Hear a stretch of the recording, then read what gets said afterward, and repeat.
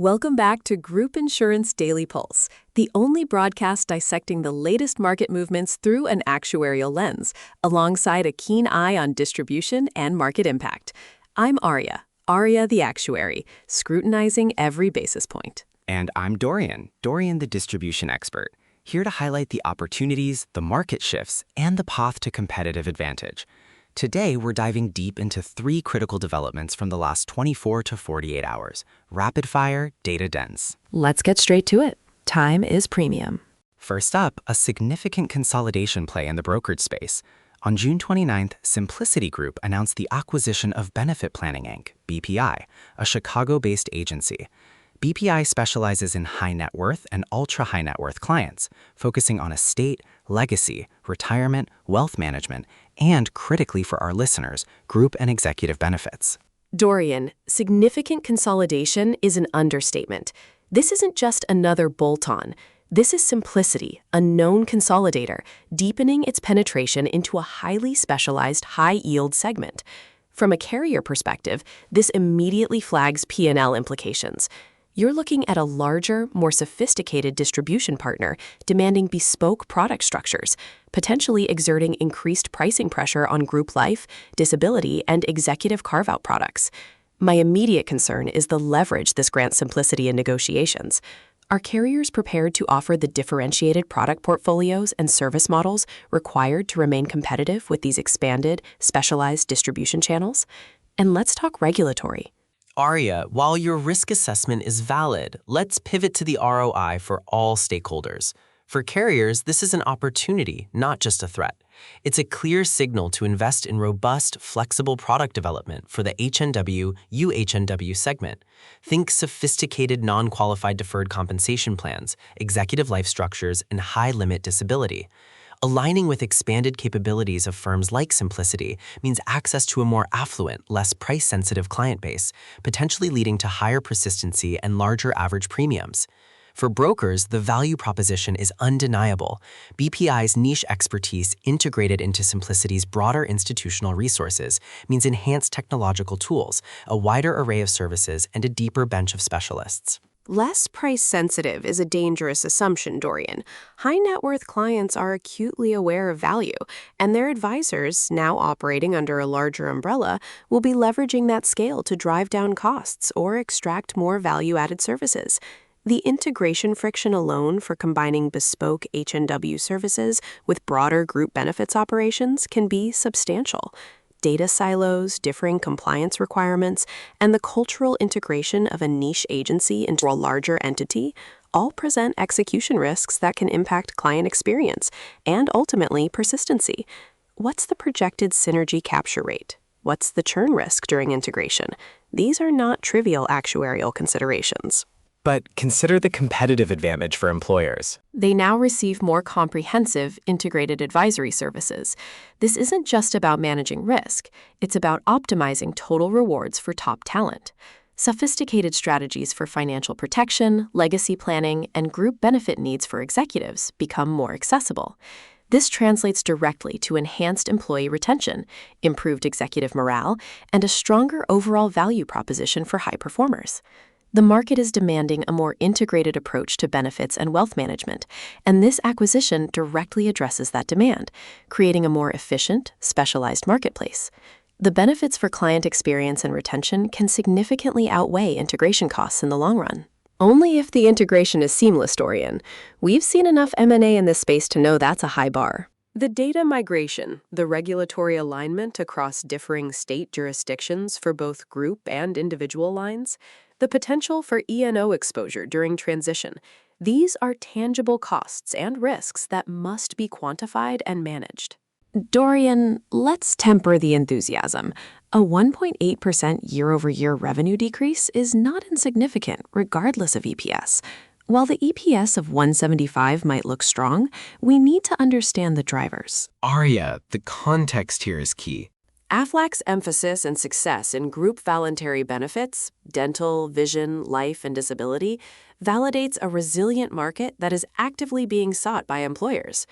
The 1.8% revenue decrease needs to be analyzed against broader economic headwinds or portfolio rebalancing, not as an indictment of the core strategy.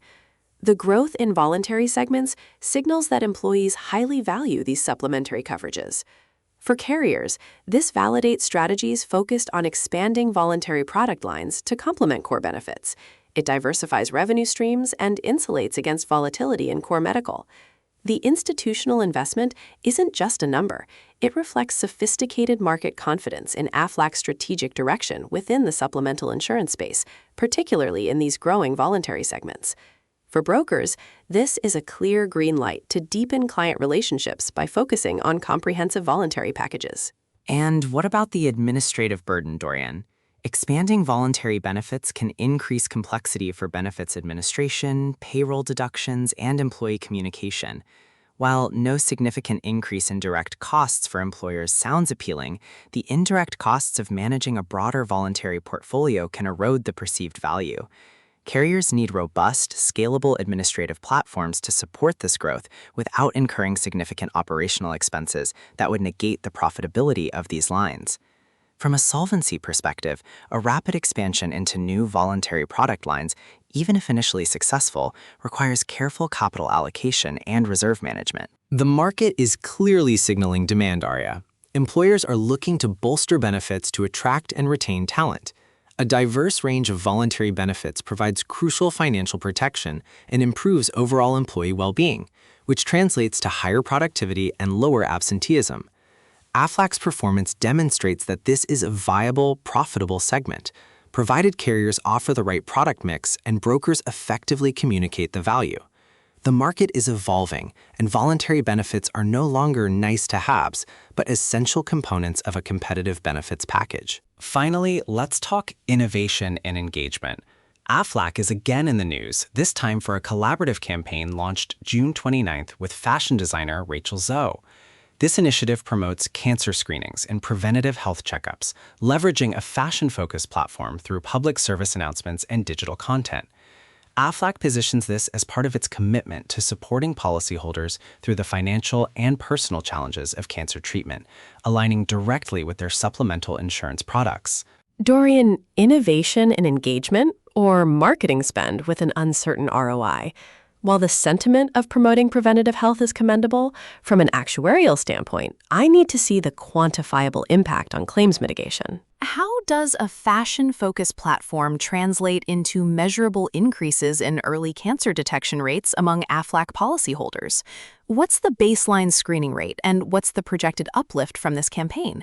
Without that data, this is a brand awareness play, not a proven critical illness claims reduction strategy.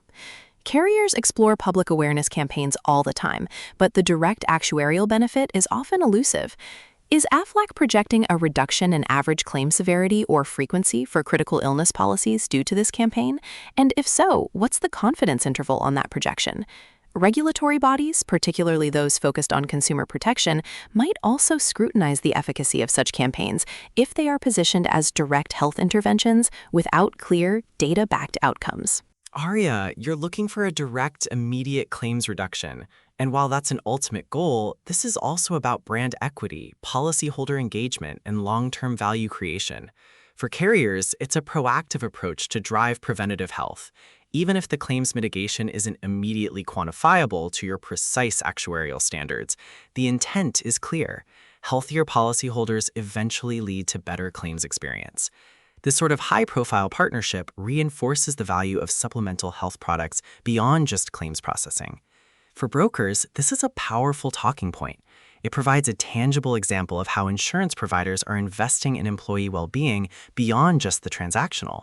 It facilitates conversations with employers about the importance of preventative care and the holistic role of critical illness in supplemental health insurance. It's about building a narrative, demonstrating a commitment to health. A narrative doesn't pay claims, Dorian. Aflac's commitment is admirable, but the cost of this campaign, particularly with a high-profile personality, must be justified by a clear return. Is the marketing spend less than the projected claim savings from earlier detection? What's the average cost of a critical illness claim for late-stage cancer versus early stage? That's the P&L equation I'm looking at. Without a robust methodology for attributing claims reductions to this specific campaign, it remains an unquantified marketing expense. Furthermore, is this campaign reaching the demographic most at risk or most in need of screening? Or is it primarily reaching a demographic already engaged in preventative care? Targeting efficacy is crucial for any health intervention. Employers can leverage such campaigns to encourage their workforce to prioritize regular screenings, leading to earlier detection, better health outcomes, and a healthier, more productive employee base. This showcases a commitment to employees' holistic well-being, enhancing the employer brand and contributing to talent retention. It's an investment in human capital, Aria, and that has a tangible, if not always immediately actuarially measurable, impact on the bottom line. It's about shifting the paradigm from reactive claims management to proactive health engagement. Proactive health engagement with a measurable ROI, Dorian. That's the key. We need to see the data. That wraps up another intense session of Group Insurance Daily Pulse. 3 critical developments, 3 distinct perspectives. We've scrutinized Simplicity's consolidation, Aflac's Q1 performance, and their preventative health campaign. And highlighted the opportunities for carriers, brokers, and employers in a rapidly evolving market. The trends are clear. Specialization, voluntary benefits, and proactive engagement are shaping the future. But always with an eye on the actuarial implications, the P&L, and the regulatory landscape. Solvency and sustainable growth are paramount. Join us next time for more rapid-fire insights into the group insurance universe. Until then, keep those models updated. And keep innovating.